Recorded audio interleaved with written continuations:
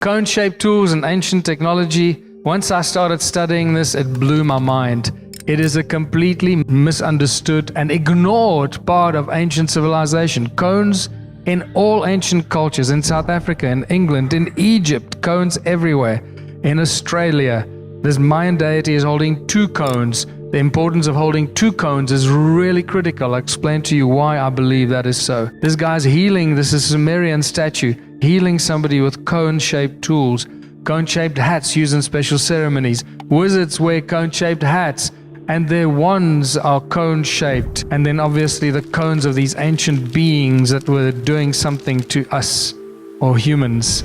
And this is important to realize. When Caesar technology was first introduced to us, only in 2009, this is when the cone-shaped technology becomes important, when sound is propelled into a Caesar beam. So what happens when you put sound into a cone? It speeds up, speeds up, speeds up. By the time it leaves the tip, it is moving faster than the speed of light. It becomes what's known as hypersound and a Caesar.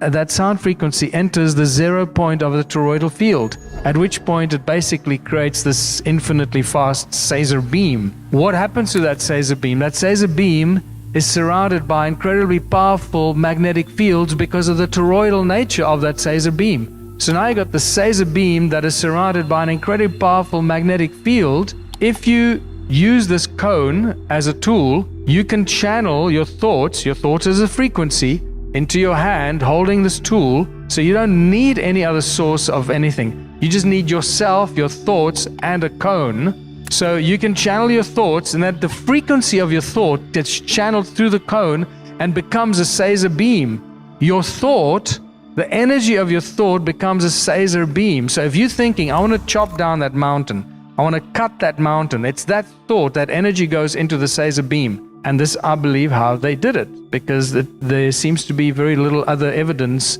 for this other than this. They thought, in fact, we have many channelings that suggest the same thing for those people that believe in channeling and shamanic information. So it was they used their thoughts through their hands into the cone, cut that mountain with my Caesar beam. Remember, you can't see a Caesar beam, so it's not very impressive. Laser beams are far more impressive, but infinitely less powerful. Caesar beam, cut the mountain off. And this is where you need a second Caesar beam, second cone. This is why that Mayan deity holding 2 cones.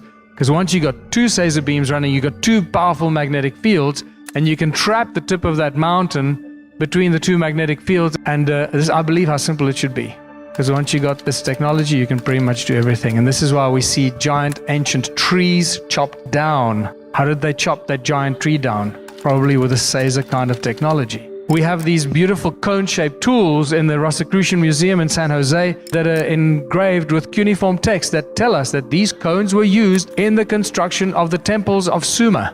Now, how would you use a cone in the construction of the temple of Sumer? And one of them mentions the temple of Inanna being built with these cone-shaped tools. And then to the rescue comes Edleed Skalnin, the man that built Coral Castle, this incredible place at the southern Florida. And he was seen levitating those giant blocks with ice cream cones in his hands. And this is why I call it the ice cream cone phenomenon. Just like that Mayan dude with 2 ice cream cones, he was seen holding 2 ice cream cones levitating those giant blocks.